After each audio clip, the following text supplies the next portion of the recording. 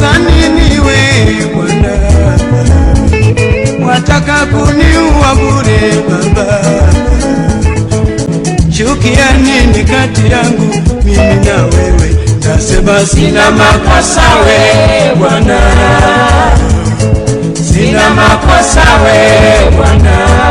Ayo